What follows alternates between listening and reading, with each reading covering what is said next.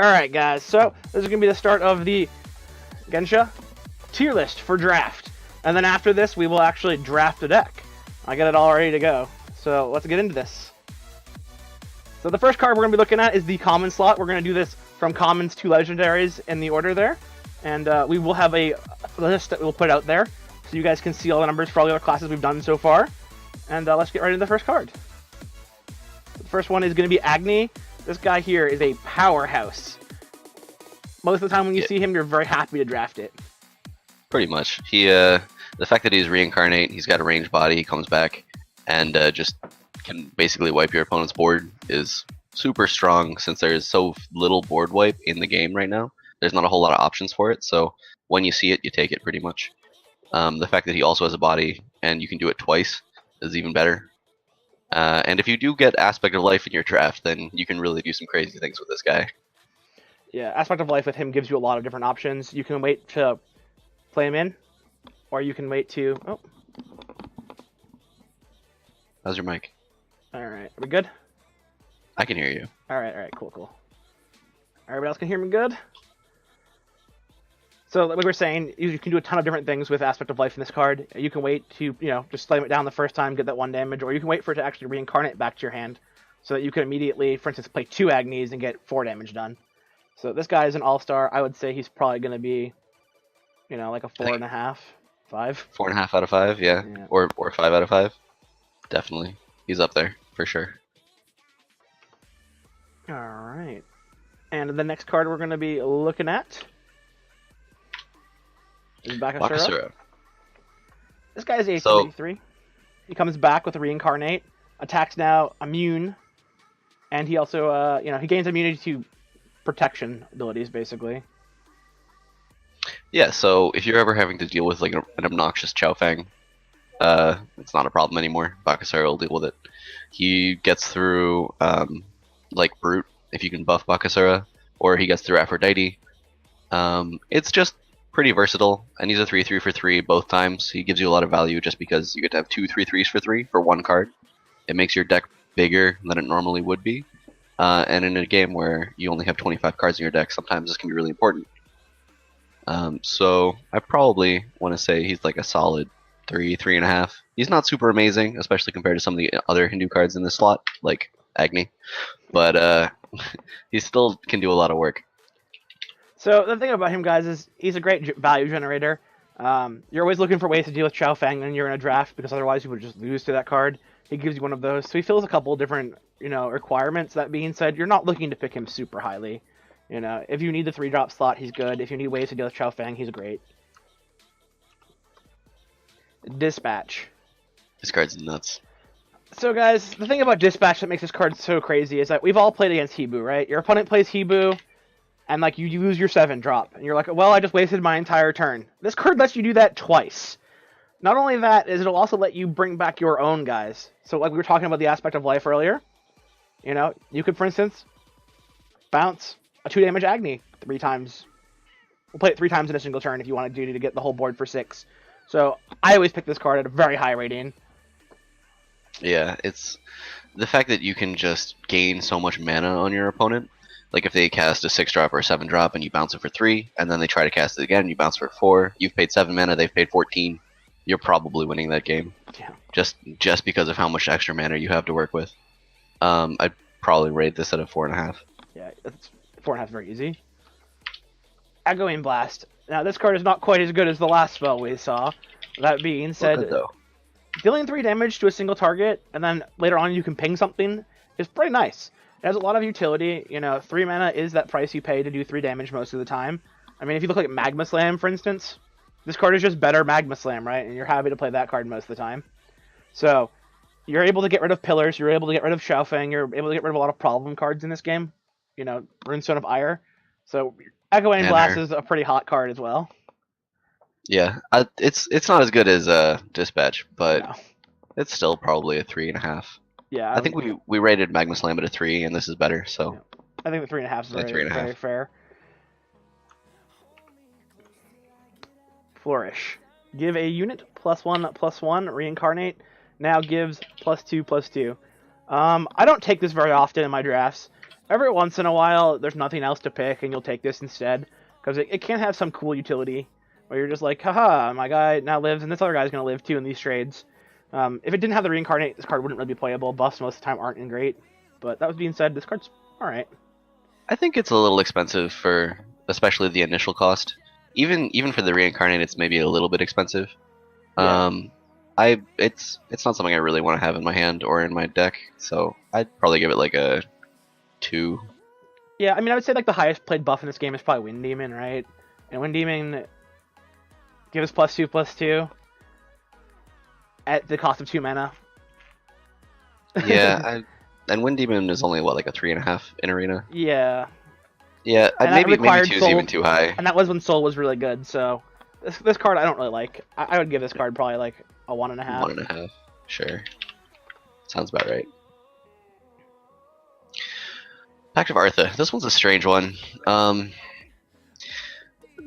Sometimes you can do some silly things, like you really need to deal with your opponent's Stone Thrower, so you trade them like I don't know, some random card that you have at 4, like something that you can trade into easily, maybe like a Sagittarius or something. Cards that have a lot of value on their Warcry are going to be better to trade away with Pact of Artha, but the thing about Hindu is they have a lot of value on their Death Rattles with their Reincarnates. And even if you do get a good trade, you're still spending a whole card to do it.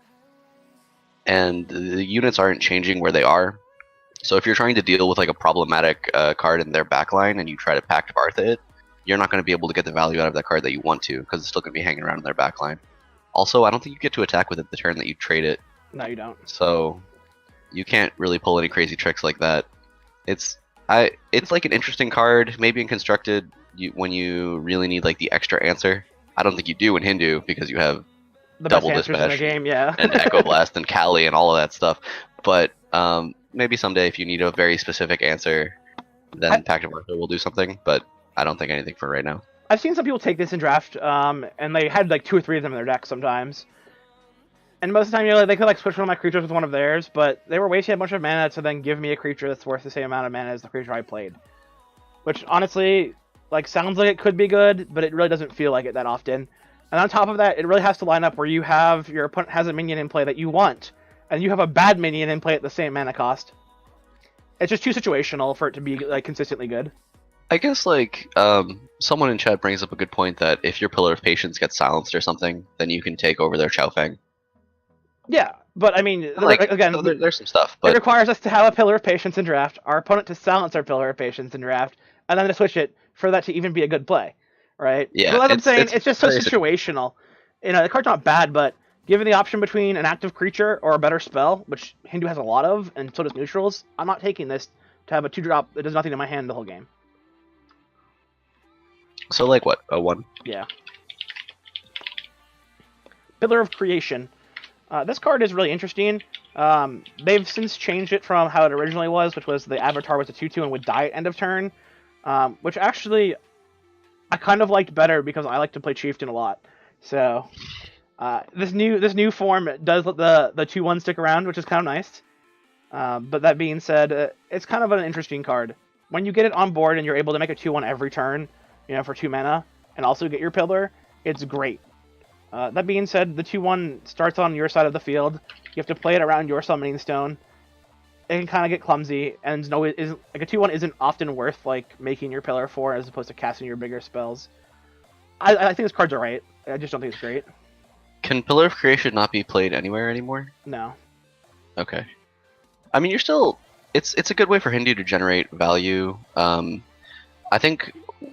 I'm going to say one of the problems with Hindu, I don't think Hindu really has any problems, but one of the problems that Hindu can run into is that it has a lot of stall mechanics and then lacks a bunch of solid ways to close out the game. And if you get to a deck where you're pretty much just stalling, and you don't have a lot of proactive cards to like go and kill your opponent's core, this card can be an answer for that. And you just start building up 2/1s, and you keep answering your opponent's creatures with your dispatches and your Echo Blasts and all of that.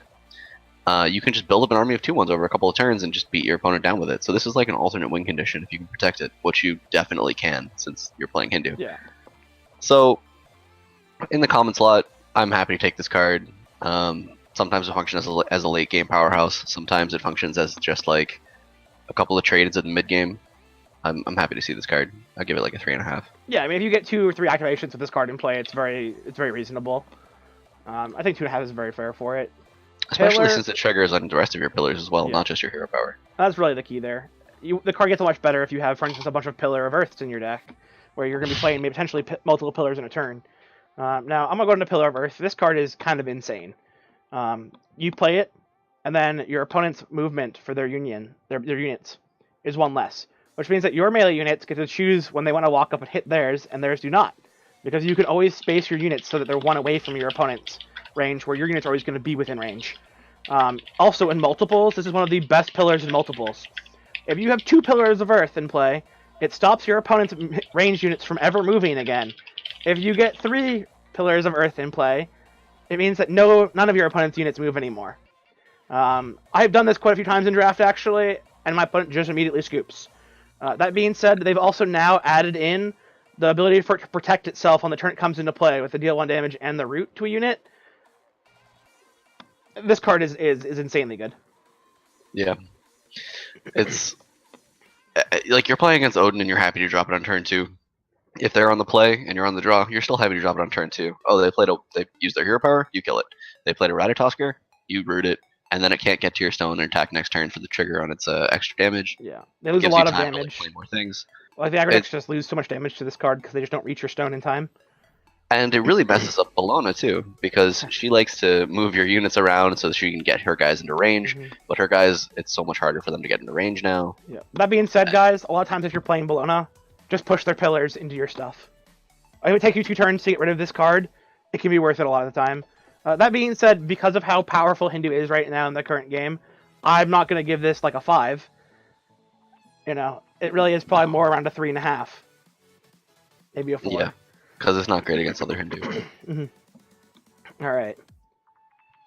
Ready for the next one? Yes. Pillar of Exile. 2 mana. Warcry. Banish unit. This pillar is destroyed. Until this pillar is destroyed. Can be deployed anywhere. The thing about the can be deployed anywhere, it's actually kind of important. It means that you don't have to crowd out your back row, where you want to be spawning your ranged units often, if your opponent actually has any pressure on you. So having this be able to like go down and like into a corner somewhere, or be, you know, somewhere a little bit over onto like one of the top or bottom rows is nice.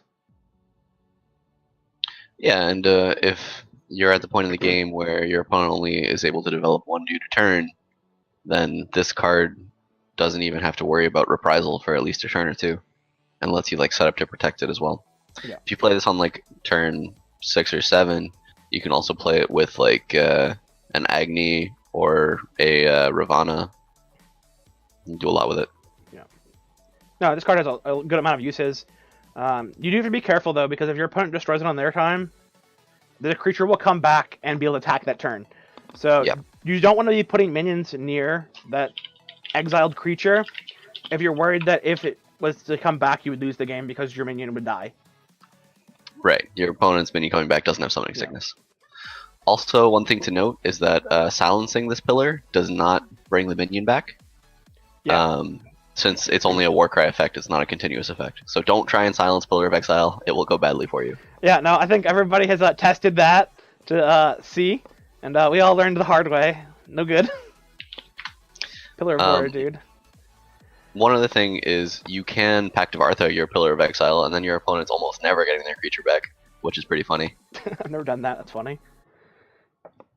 Pillar of Fortitude. All friendlies you spawn or deploy gain +0/+2.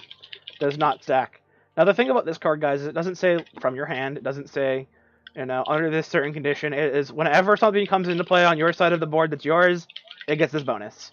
Your pillars get this bonus. Cards that are spawned from other units get this bonus. Like Sagittarius makes a giant bunch of massive creatures now. So definitely keep that in mind. This card is also one of those cards where if it stays in play, you're able to snowball the game so hard. Your opponent just can't deal with all those extra stats you're getting for free. At the cost of only 2 mana, most of the time you're playing this on the turn your opponent's like making a hero power. Or doing nothing if they're Zeus or Bologna, potentially. So you just jam this card on 2 a lot of the time. And most of the time it's going to be good enough just to win you games. Especially in draft where your opponent doesn't have answers. Yeah, if you start just like playing real creatures on turn 3 and 4, it's going to be very hard for them to deal with your pillar. Because you're going to get all the profitable trades you could ever want. Yeah. If you have to like play pillars on 3 and 4, then like maybe you're not in a great spot. But even then, you can use the pillars you play to block your opponent's creatures from getting to Fortitude so that you can get your own creatures down, buy yourself time. I mean, if you're like Pillar of Fortitude into Pillar of Earth, right? Like, yeah, then you're fine. Yeah. You're still good to go. Good. Like, you know, and then you play a Pillar of Patience, and now they like you have a 9 Pillar of Patience. Like, playing pillars is nasty right now. Genji is really in this situation where they just like wait and they just kind of slowly power up right now until they have amassed such a gigantic card advantage from all of the reincarnate and such a ridiculous board advantage from the fact that you can no longer move your units and all your units respond bigger than theirs. So, do we pick Pillar of Fortitude over Agony and Dispatch? Because that's the real question here. I mean, it's really difficult to say. It's going to depend on your deck, right? If you don't have any Agnies yet, you really do want to have some Agnies. You know, if you don't really have that many good things to bring back of your own for Dispatch, you probably want Pillar of Fortitude. So I really would rate almost those cards kind of on the same level, depending on your deck, unfortunately. This is one of the really hardest class because they have such... Some of their cards that are commons are very, very integral to the deck. For instance, you really need to have a couple of Agnies if you want to go far in Arena most of the time. You know, plus some Pillars of Fortitude. Luckily, these cards are all common. You want so all of them. You're going to be getting them. That being said, most of the time Agni is like one of the best cards in your deck. So I'd probably pick Agni over this slightly, but if I already have a couple Agnis, this card's coming instead. So we'll say it's also a 4.5 then. Yeah. And compared to other classes, a lot of these cards are a 5. Well, yeah. Pillar of Parity. All enemy attacks have 1 less. Oh, all enemies have 1 less attack. This card is kind of an interesting card. It's definitely not as powerful as the other pillars we've seen so far. But it can sometimes really bother some of those decks. Like, you play this against Odin, and then like they just kind of glob around with their O1s, which can be very useful for you. And it also makes it like they're really hard to trade into your guys. A lot of your units have bigger life totals than damage, so it means that they survive a lot more attacks when this card's in play. Especially if you have Fortitude in play. Yeah.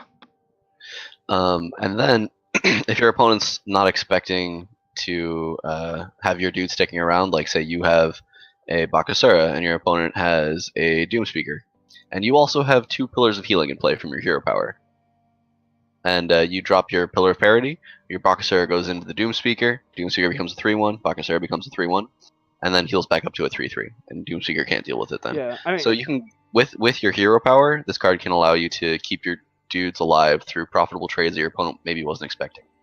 Yeah, for sure. That hero power really is a good point to make there, is that your hero power with some of these other pillars starts getting kind of insane.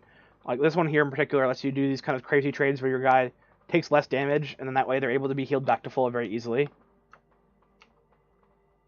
Rama. This card can cause some true havoc. I don't think we actually rated Pillar of Parity. Nope. Say like a 3. Oh, let's see. Pillar of Parity. I mean, I think this is like a 2.5. It's a reasonable card. I don't want to be picking it a lot though. Like I'm probably only gonna pick one of these. I don't want to be like.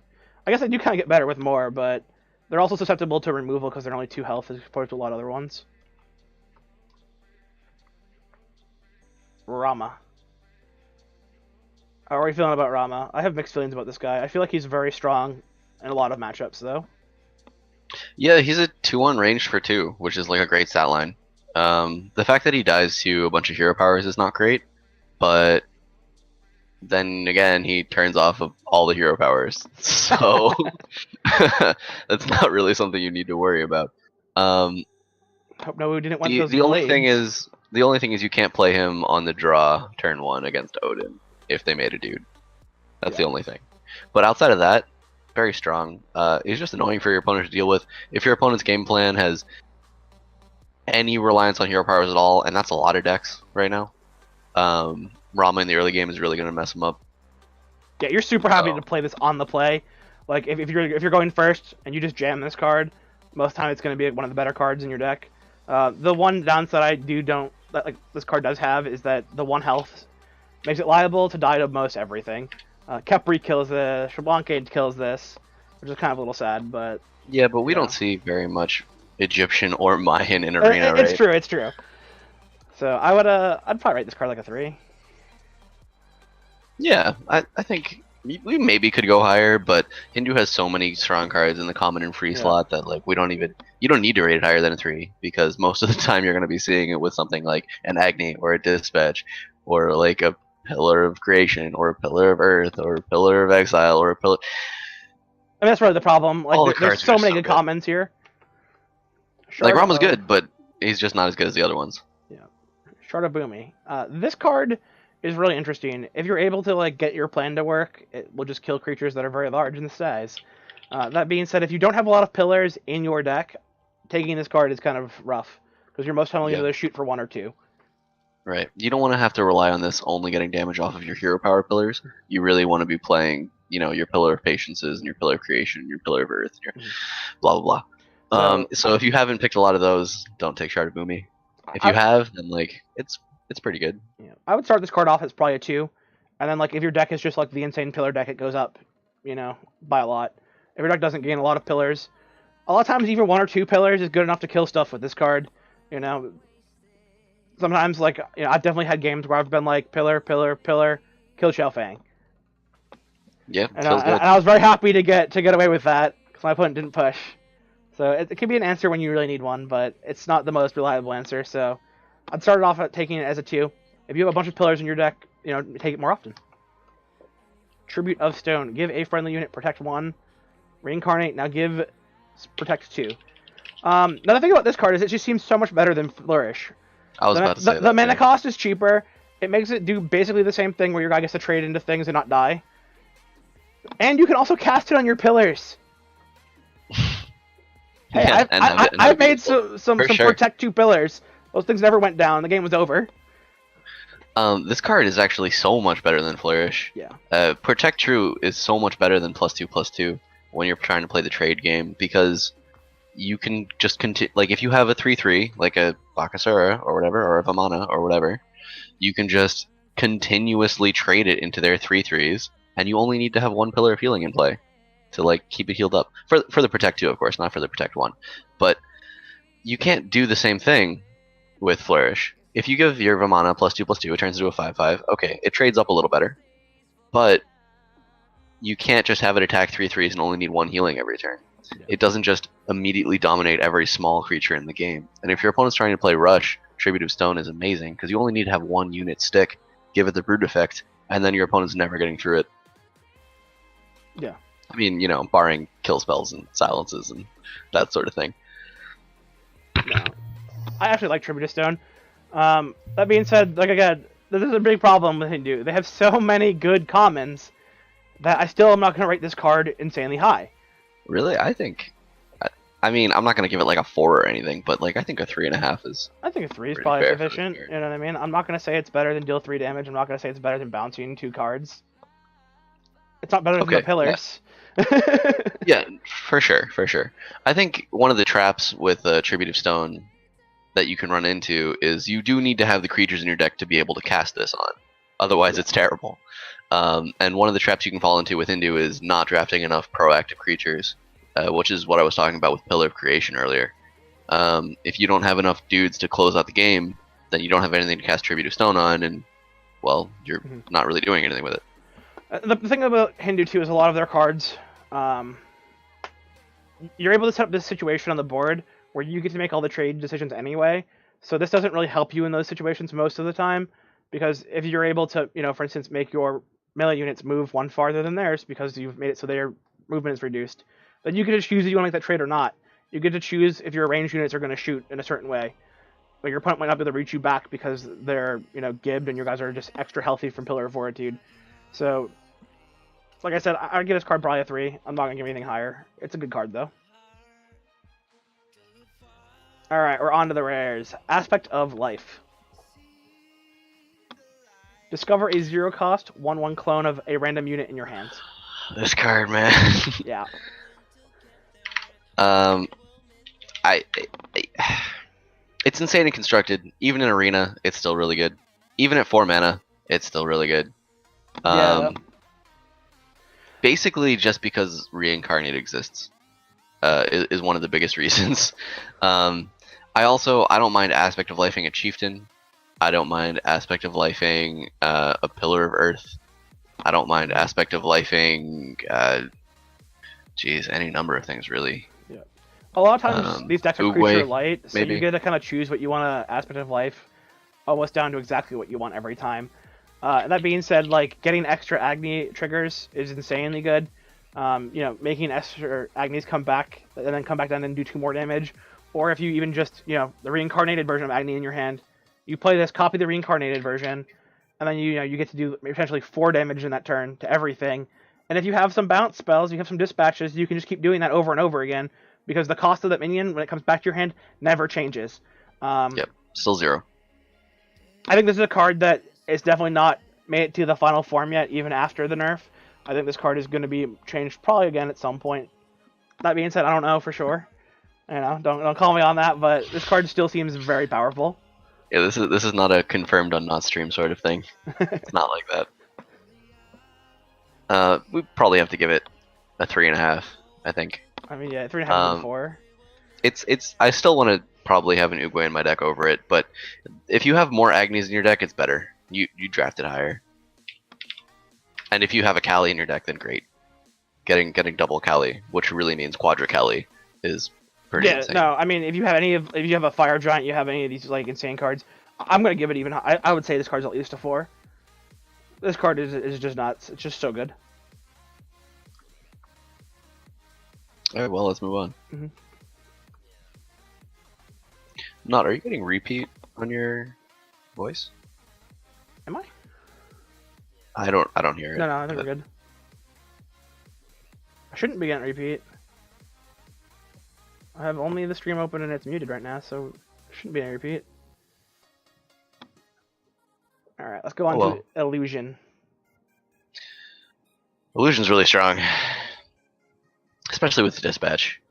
It's like, oh, I see that's a nice Hydra you have there. I think I want a nice Hydra. I think I want your nice Hydra to be back in your hand. I'll take that. Especially at the rare slot. Yeah, there's a lot of times I've actually taken multiple of these in draft. Even if you're just copying like a 7/7 Uguay, who cares? This card's great. Oh, that's a nice Hydra you have there. I think I'll take 2 of them. Exactly.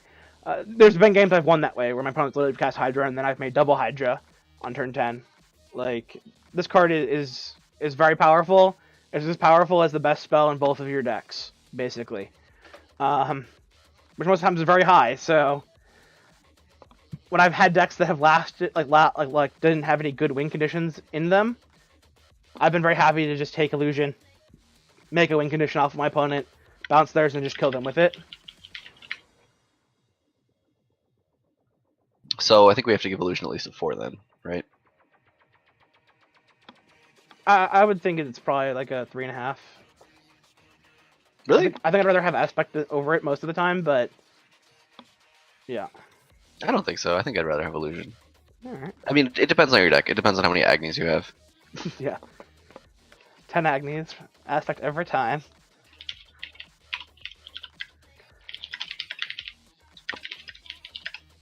I don't like this guy. Yeah, I don't want to play this card in Arena. The thing about this guy is your opponent can actually, if they're playing Bologna, just ignore it by moving it off of the summoning stone, and then pretend like it never existed because it can't move. If they silence it, it can then move, but you still just end up with an 0/6 that doesn't do anything. And then, on top of that, you're playing a 4-mana card that does nothing. You're saying 4 mana, do whatever you want. That's just not good, guys. Don't draft this card. It's not going to get you extra value.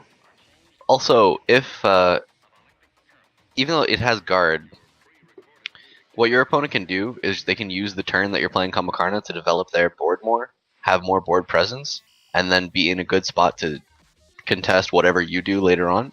And they can just wait until they've built up such a big board that they can kill you in 1 or 2 turns, and then kill your Kumbhakarna, smash into your core. If you try to replay Kumbhakarna, they'll trade into it, smash your core again, and you'll lose the game. Yeah, this card's a no-go.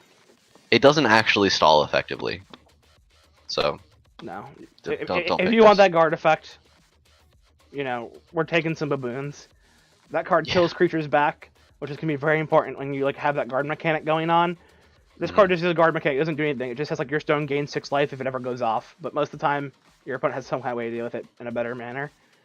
You know, and there's there's a huge amount of Bellona played in Arena because of how good it is, as well. So you're gonna run into somebody who's just gonna be like, oh, that's nice, like move it over 2, and then it's useless. Yep. So let's put it at like a 1. Yeah, I mean that card is a 1 at most. Like I don't like it at all. I'm never drafting that card. Moksha. I don't really like this card either. Yeah, this card's kind of bizarre. 5 damage for 3 mana is a pretty good premium. That being said, you have to have a card that has Reincarnate in play. Hasn't been reincarnated already. And then you're going to lose your Reincarnate. So, you know, there are certain cards like the... What is it? Bakasura? Bakasura? Yeah. Yeah, you don't really care about getting the Reincarnated Bakasura like, back too much. I'm pretty happy to like silence that guy if I need to do 5 damage or something. And that's great, but... most of the other cards that have Reincarnate, I'm not happy with to do this for, and then the other ones, a lot of them are spells. Yeah, yeah. You don't want to silence your Kali. You don't want to silence your Agni. You don't want to silence your Vamana. You don't want to silence like your Ravana. Yeah. And then you have to have one of them in play who hasn't already been killed once. On top of that, so a lot of the time, Moksha just doesn't do anything. Yeah. You have to and build then your deck in a when it certain does way. do something, you're basically 2 for 1 yourself because you're not getting back your Reincarnated dude. Yeah, Not worth it. This card's a no-go as well. Maybe like a 1.5. At most. Yeah, I'd pick it over Kumbhakarna. I don't know, Kumbhakarna might be the best target for it. Makes it a useless creature into a useless creature that can move 3. I guess he can block things now. The next spell your opponent plays is copied and added to your hand. Then this pillar is destroyed. Can be deployed anywhere. I don't like to spend 3 mana so my opponent can give me a coin. I don't like to spend 3 mana so that my opponent can then just like walk over and hit this for 3 and then get nothing. This card doesn't affect the board, it affects what your opponent's going to be playing next. And a lot of times they can curve it in a way they don't care what you're getting. That being said, I guess you do get like 1 card of theirs for the price of 3 mana. Not worth it though. Basically, the best case scenario is your opponent is forced to play a Hydra and give you a Hydra. And the only time that scenario only ever happens is if they have nothing else on board, they have nothing else in hand, you already have the game locked down, and then you play Pillar of Retribution. And they're not playing the Hydra anyway. They'll just wait till another turn to draw a card. Probably. This card's a no-go. Yeah, don't take Pillar of Retribution. Prescience. Discover the top 3 cards of your deck. Select 1. Place the others on the bottom of your deck. This card's super powerful. The thing about Discover, guys, is Discover means that like when you discover the card, you get it to your hand automatically. Right. So it draws. The fact that it doesn't draw you that card, it does draw you that card, though. Yeah. It doesn't say draw anywhere on there, but you get it. Yep.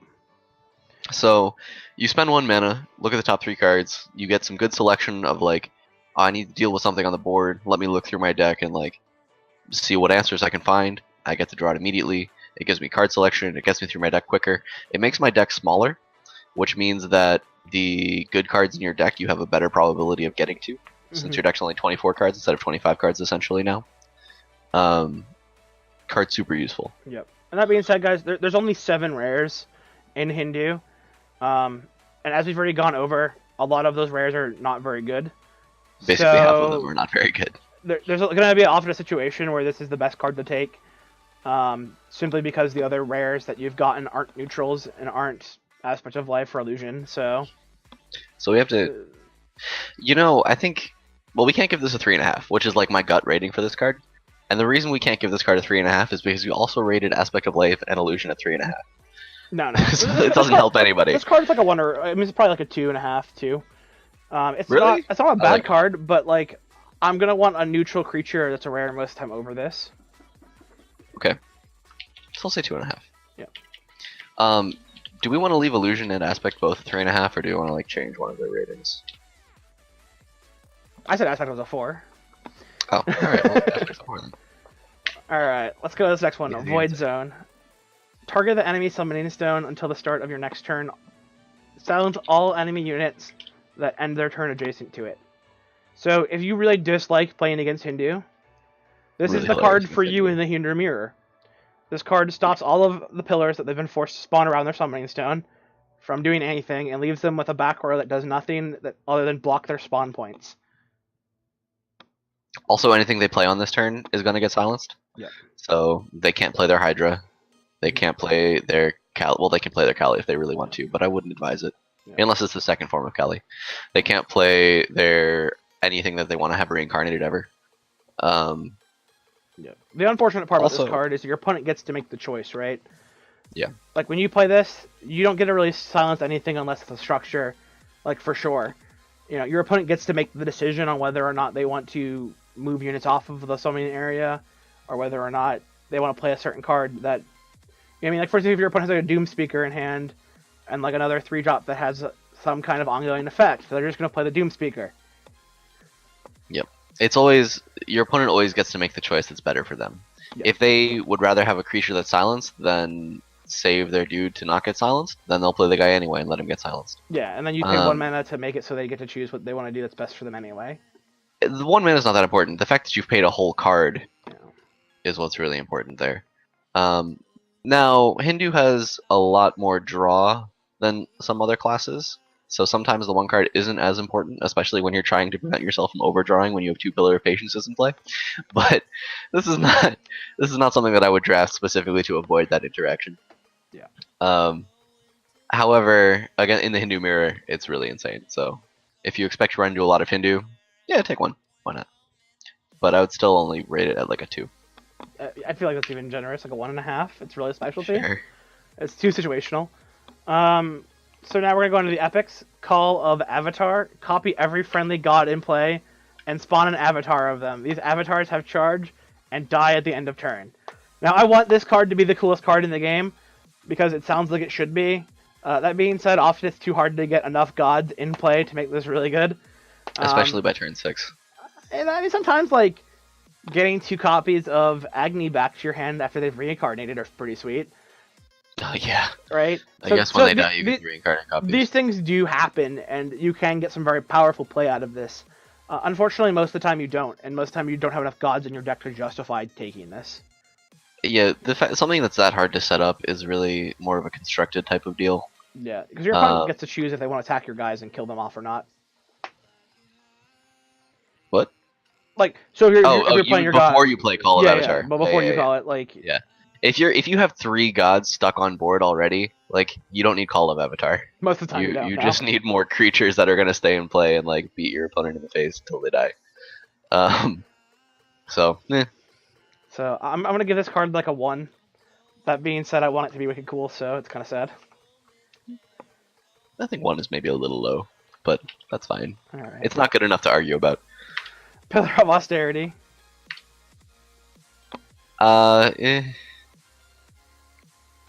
Again, this is only really good when you've got the board on lock and your opponent has not very many cards in hand. I did see a fellow streamer do something disgusting with this card, which was play 3 of them in a single turn, and his opponent immediately decided to lose the game after that. So okay, that's pretty funny. If you can get multiples of these out on a single turn via like Aspect of Lifing multiple copies of it into play, it can be kind of disgusting and really lock down a game. That being said, I don't like taking this card. I think this card's not very good. Only if your opponent doesn't have any guys in play to kill your pillars with. Oh, I mean, yeah, you have to be ahead already. For so you need to have your opponent with nothing on board, and then it's good if you play 3 of them, right? Like, I don't like this card very much. No, I think this card's not very good. I think 2 is very fair. It can be good, like if you're able to section out a very particular turn where you need things to go a certain way. Like against Bologna, for instance, you play this card going into turn 6 maybe, and then your opponent can't dishonorable you unless they have a coin, a potion. So that being said, this card does have some uses, so I'm gonna give it a 2, but I'm not gonna draft this card high enough. You know what I mean? It just doesn't do that much work, and you really need to know what your opponent's game plan is to make this good. Pillar of Patience. You don't need to know anything about what your opponent's doing, and this card is always awesome. It's a 5. Just pick it. Yeah, we're gonna go with a 5 on this one. It gives you card advantage for the rest of the game, and it makes it so all of your opponent's answers to this card also cost 1 more, which is one of the biggest problems with it. Like if you play this card on turn 4, if your opponent has some kind of answer that costs 4, now they can't play it on their follow-up turn. And then on top of that, it draws you a card every turn for some reason. So this card's nuts. The only thing I want to say is I wouldn't pick more than 2. Yeah, but I would aspect it a lot if I have Pillar of Fortitude in play. Oh sure, yeah. Yeah, this card comes down after you have like a Pillar of Fortitude, a Pillar of Earth in play. Your opponent just like can't win the game. They're in such a bad spot from that point on. All right, let's move on. That being said, I have killed people who have played this on turn 4 as Odin because they didn't have enough reactive stuff to do anything, and they didn't have Pillar of Earth or Fortitude. Well, I mean, yeah, if the rest of the deck is awful, it doesn't matter how many cards you draw, you're not doing anything with it. Well, mana. Card's real good. Yeah, so... Card's a lot of value. The change they made to this card was excellent. They kind of switched around what you got for the stats on it between the Reincarnate and Naut. So the fact that he get more stats. No, it's the same amount. He just starts off as a 3/3. Wasn't it a 1/1 that turned into a 4/4? Yeah, I mean you get over more stats. So now it's a 3/3 that turns into a 4/4. Now it's 7 stats instead of 5. Yeah. That's so much more. Yeah, you're right. What you talking about? Cleave is a great mechanic in this game. It's very powerful, almost too powerful, some might say. So the fact that you get a 4/4 for 3 mana, that will be the cleave everything is great. This card's good. So let's give it. I mean, we probably take 3.5. War Behemoth over it. Well, War Behemoth is like a 5, right? Yeah. Not in his Is that view, the only? because Pillar's higher. Right. Well, sure. So, what do you rate it, like a 4? I think a 4 is probably fair. Okay, we'll give it a 4.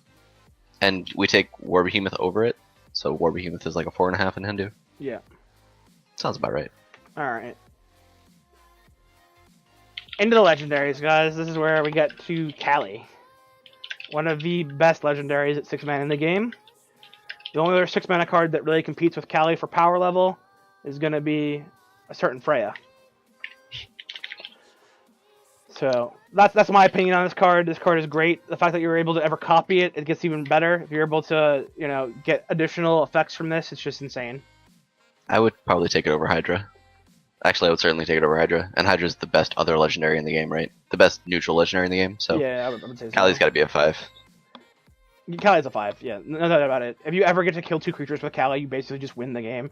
The fact that you get a 3/3 for 6 mana that just kills a Hydra, a War Behemoth, any of these cards that are really good in Arena is great. And then you get to do it again. Oh. Yeah, I should probably change the dashboard at some point. Oh yeah, it's no longer Earlmeister time. No.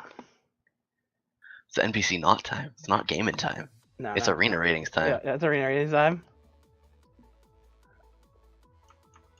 Alright, let's go into this next one. Here, I'll let you take that while I change the title.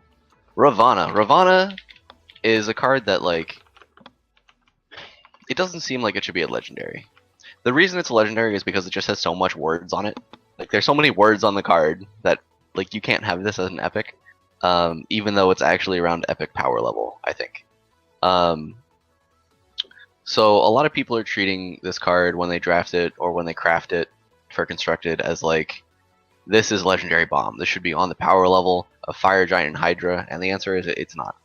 And that's okay, because it's still a very strong, it's a very solid card, but it needs the support of your other pillars. It needs, like, your Pillar of Fortitude. It needs, like, your Pillar of Earth to be really good. But when you have those, it is really good. It's hard for your opponent to deal with, especially on the Reincarnate when it's immune to spells, and it has Protect 1, and it's immune to return damage. It can just run into your opponent's, like, house, basically, and start smacking their creatures around, especially as a 4/6, if you have Pillar of Fortitude in play. It's hard for your opponents to deal with, but it's not on the same level as Hydra or Fire Giant or Kali. So I'd probably give it, like, a 4. I would pick this over Poisonous Hydra, but I wouldn't pick it over any of the 3 other legendaries I just mentioned. Yeah, it's kind of a weird situation, because in almost every other deck, Poisonous Hydra is better. strictly because this deck is such a sit back and wait kind of deck most of the time. That being said, you can get really aggressive draft decks from it, but I do like this card. I think it's just 4, it's pretty good. It's a legendary that you kind of have to treat like an epic when you play it. That's all. But it's very good. It's just you can't treat it. You can't expect it to take over the game for you by itself. That's all. Yeah. So as long as you know that going in, it's a very strong card still. That being said, making copies of this card is very good as well. Yeah, getting extras of 4/4s with immune to enemy spells, or immune to return damage, and having protect 1 is pretty strong. Yeah, hard to argue with that. Yeah. And he doesn't get killed by Kelly, unless you have the Pillar of Fortitude in play. All right. So guys, if you do enjoy, these kind of draft ratings, we have a bunch of them on our YouTube channel. Let me get the link for that. If you type bang Naut, it'll actually bring it up. Oh, that's useful. Yes, it is. And we also have a bunch of other stuff going on my channel like this all the time. So it's a good amount of fun over there. And come by, check us out. I'm gonna launch this game, and then me and Mordicant will do a draft for Ganesha. Oh, okay. Do you have one set up already? Like sub 10,000. I do have a Ganesha draft already set up. Look at you being on top of the streaming things. Sometimes. Other times, not so much. All right, so let's get on in here. Boom. Here. And we will bring Mordicant in just a moment. Oh, I don't have to be a disembodied voice the whole time? You don't have to be. If you want to be, you're welcome to it. No, that's fine. We allow for those things sometimes, because we're just good people. I'll just have Mangotini's name over my face. I just need to get you in here.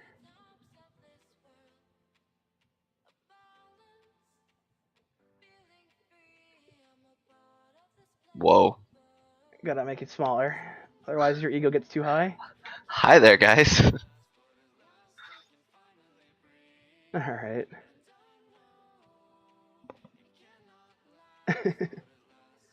Alright, we'll get rid of that for now.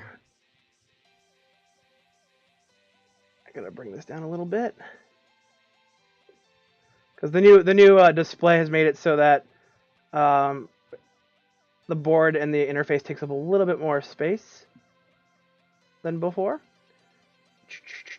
Look at Bacchus just drinking his wine in the background, eating his gigantic leg of something. What is that? Like centaur? I'm not really sure, to be honest with you. It's huge. Alright, and here we go. Hey. I'm now restrained back in my Alright. card slot. Hey, you want to pull up a draft list for everybody to see? What? So you want to pull up the draft arena ratings, and then we'll go off the arena ratings. So we'll do a pure draft off arena ratings and see how we do. Okay, yeah, I mean I have it up. Where can I put it? I mean, if you just want to paste the URL into chat so people can see. Oh sure. Give me 1 sec.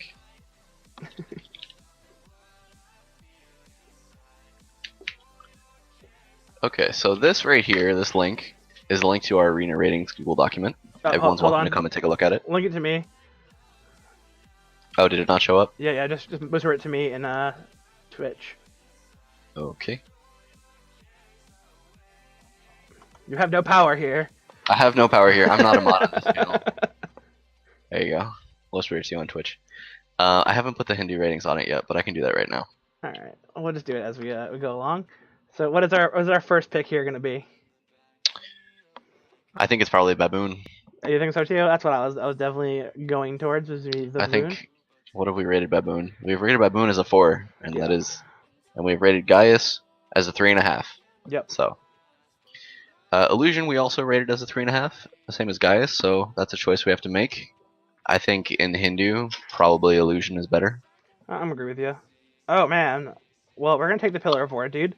Gotta be Pillar of Fortitude. Card's nuts. It's just the best card here. Are we taking the Echo Blast? I think we might be taking the Echo Blast. We want the removal. For sure. Vamana, definitely. None of those other cards do anything, guys. Now take we War have... Behemoth. Ooh. We're in an interesting spot here. Sacred Warrior is a card that you can actually draw some good cards off of in this deck. Now that your pillars heal at the end of turn, it's actually gotten a lot better with Sacred Warrior. That being said, we don't have a lot of... Outcast is pretty good too. Yeah, I like the Outcast here. Yeah, we'll go with it. Ooh, Pillar of Creation or a second Echo Blast. I think it's probably Pillar of Creation. Yeah, we'll go with it. We have another pillar already too, so we can make a Let's see, what have we rated these guys? Pillar of Creation we have rated as a 3.5. Mm-hmm. And Echo Blast I think we have rated as also a 3.5. Yeah, that's why it was a decision. Yeah. Well, that one had to be the Agni, of course. Yeah, Agni. We don't have an Agni yet. If you don't have an Agni yet, it's pretty much what you're always be picking. Mm-hmm. I think here we're probably taking a Brute. I think so too. Good endgame answer. Ooh, Aspect of Life or Gladiator. Well, the only cards we actually have to Aspect of Life right now are Vamana and Agni, and maybe Pillar of Fortitude. Yeah. As much as I want to take that card, I unfortunately do think it's probably going to be the Gladiator here. Yeah, Gladiator is also a 4. Venator? Or... Yeah, I think probably Venator. Really? I mean, I think the Suitor might have a better value here. We're able to use it to control early game 1/1s and that kind of stuff from Odin. Yeah, we do need more early game. You're right. So we're gonna take that. Oh man, hey. Pillar of Fortitude or Agni. It has to be Agni. It has to be Agni. Bakasura is early game. Yeah, he's pretty reasonable. We're gonna just take him. He fills the role that's needed. Zabin Scout's kind of funny. Zabin Scout's kind of funny. It does produce zombies after each of your pillars dies. And they can come in as 1/3s if you have a Pillar of Creation in play, which is pretty relevant sometimes. And he's really good with Gladiator. We really don't. What have we rated Zabin Scout? We have Zabin Scout rated as a 3. We have Illusion rated as a 3.5. So tier list says Illusion. Or Gaius. Okay. We could take the Gaius. I don't mind like keeping him in the back and protecting our pillars. Yeah, me neither. Now it's probably Aspect of Lifetime, now that we have 2 Agnis. Oh man, it's Gladiator or Chieftain time. I think it's Chieftain. What's our late game look like? Is it just Brute and Baboon? Brute and Baboon? It's probably Chieftain. And Illusion. Yeah, I still think it's Chieftain. We're not taking a second. Ooh. We did it. We don't want that Satyr. We don't need any of that garbage in our deck. We're gonna draw some cards and outdraw our deck. Okay. I think the second War Behemoth was maybe a little hasty, but alright. So now the question is, do we want a second Echo Blast? Or Bakasura? I think we probably want the second Echo Blast. Really? I feel like our dream right now is slam Pillar Fortitude on 2 and follow up with a creature. And we don't have that many 3-drops yet. Well, we only have one Pillar of Fortitude. That might be good. That's true. Alright, you've convinced me. We'll take the second Bakasura, why not? Elder Harpy here? Yeah, it's Harpy time. I think so. Although, we might have too much draw in our deck. We're definitely not taking Nakon Warrior. We have 2 War Behemoths. It's Uguay. It's Uguay 110. Yeah. I think I want to take the cult. I think. Yeah, I think so. I think it's a cult that I think getting back an some Agnis or any of the other guys would be just so good. Yeah, that's real good. Stone Guardian. It's gonna be Stone Guardian. You can't really draft Siege Master in Hindu, right? Because you have to destroy your own stuff. Oh, I guess you don't have to trigger the Warcry. No, you have to trigger the Warcry, but I don't think it's better than a Stone Guardian. I don't think so either. How many 4-drops do we have? 1, 2, 3, 4. A lot. 5. We have a lot of 3-drops too, though. Yeah, it's probably Stone Guardian. Stone Guardian's really good. Yeah, it's Stone Guardian either way, right? Harpy? It's probably the Harpy, even though the Satyr can be kind of nice, actually. Yeah, I just kind of want to cycle through our deck and get past the 3-drops that we have. Okay, into the good cards is what you're trying to tell me? I like Lion, actually. I kind of like the Hyena here. So what do we have to buff it? Just 2 Harpies? We have double Harpy. Is that it? No, we have an Uguay too. A Stone Guardian as well. And a Baboon. Lion just like deals with Odin. It's true, but I mean this guy's gonna be most of the time it's like a 3/3 at least. Yeah, but Lion just kills all of their tokens forever. Yeah, but that's the Blade from New Too Easy. That's fair. I'm gonna go with the Hyena. You sold me. You sold me on the Hyena. Alright guys, let's get into some games.